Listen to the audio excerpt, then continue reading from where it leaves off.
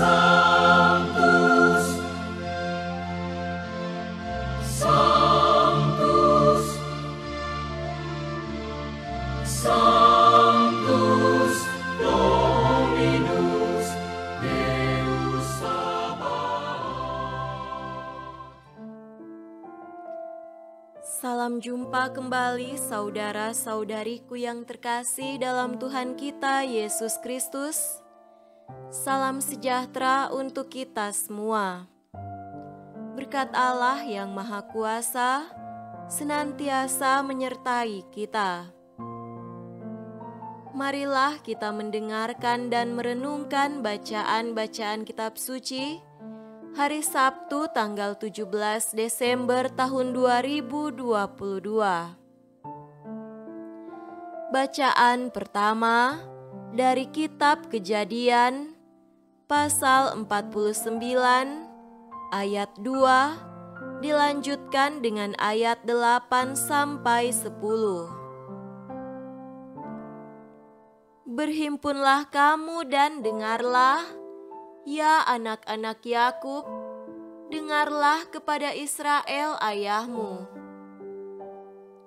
Yehuda, engkau akan dipuji oleh saudara-saudaramu, tanganmu akan menekan tengkuk musuhmu, kepadamu akan sujud anak-anak ayahmu. Yehuda adalah seperti anak singa, setelah menerkam, engkau naik ke suatu tempat yang tinggi, hai anakku. Ia meniarap dan berbaring seperti singa jantan atau seperti singa betina. Siapakah yang berani membangunkannya? Tongkat kerajaan tidak akan beranjak dari Yehuda, ataupun lambang pemerintahan dari antara kakinya, sampai dia datang yang berhak atasnya, maka kepadanya akan takluk bangsa-bangsa. Demikianlah sabda Tuhan. Syukur kepada Allah.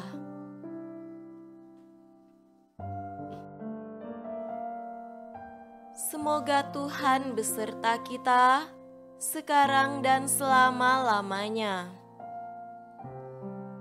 Inilah Injil suci menurut Matius. Dimuliakanlah Tuhan. Injil Matius pasal 1 ayat 1 sampai 17. Inilah silsilah Yesus Kristus, anak Daud, anak Abraham.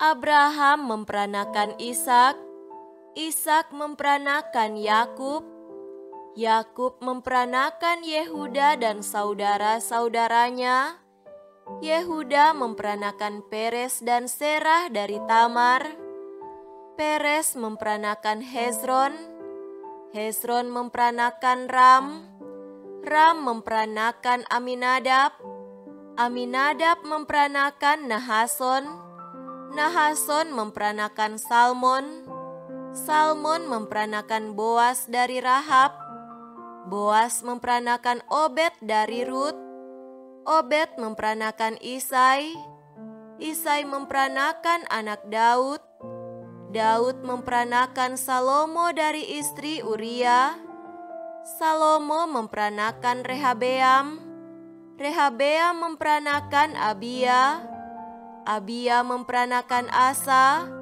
Asa memperanakan Yosafat, Yosafat memperanakan Yoram, Yoram memperanakan Uzia, Uzia memperanakan Yotam, Yotam memperanakan Ahas, Ahas memperanakan Hizkia, Hizkia memperanakan Manasye, Manasye memperanakan Amon, Amon memperanakan Yosia, Yosia memperanakan Yekonya, dan saudara-saudaranya pada waktu pembuangan ke Babel.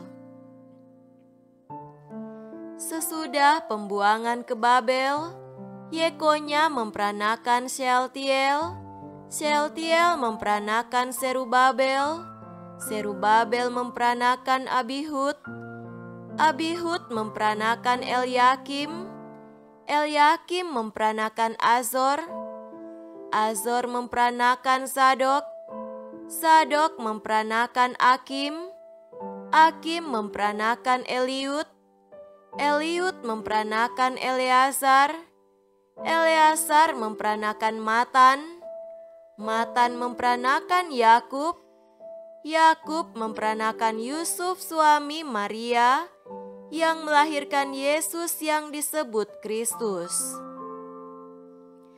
Jadi seluruhnya 14 keturunan dari Abraham sampai Daud, 14 keturunan dari Daud sampai pembuangan ke Babel, dan 14 keturunan dari pembuangan ke Babel sampai Kristus.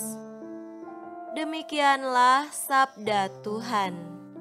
Terpujilah Kristus.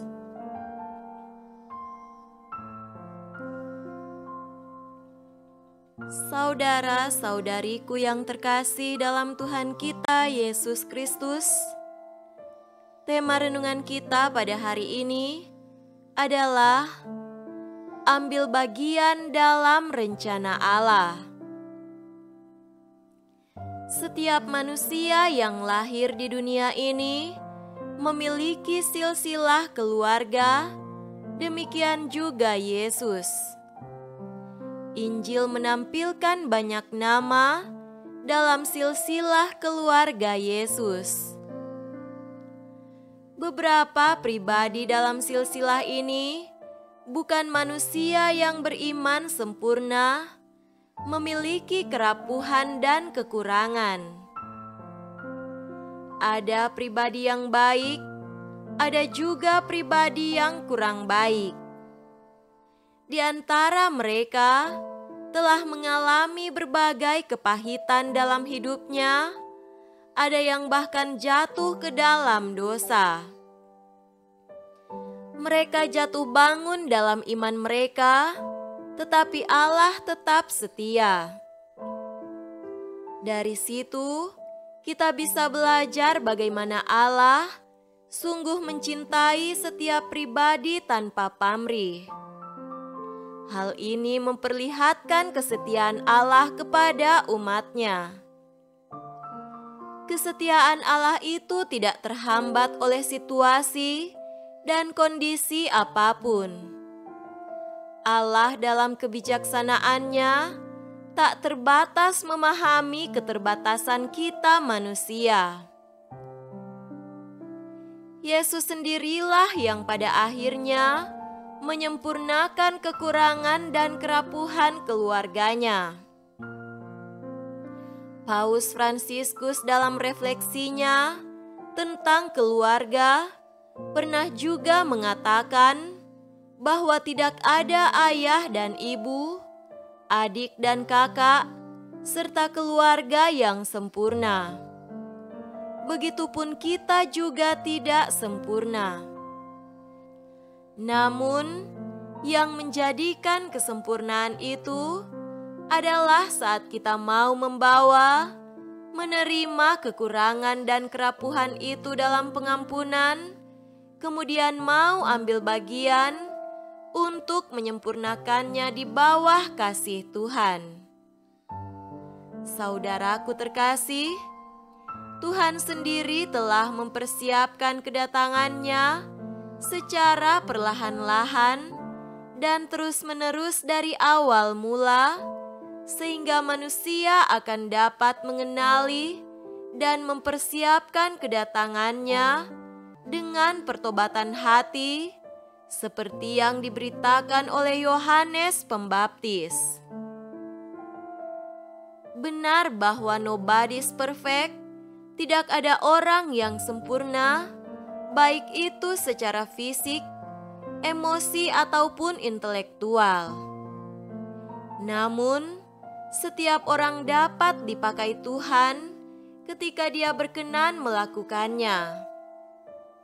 Apapun latar belakangnya, Apapun perbuatan yang pernah dilakukannya, setiap pribadi dapat dipakai Tuhan untuk ambil bagian dalam rencananya.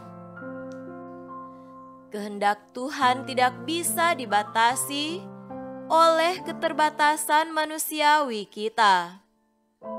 Kita adalah bejana-bejana tanah liat, dan Tuhan adalah pekerjanya saat kita izinkan Dia bekerja melalui keterbatasan kita.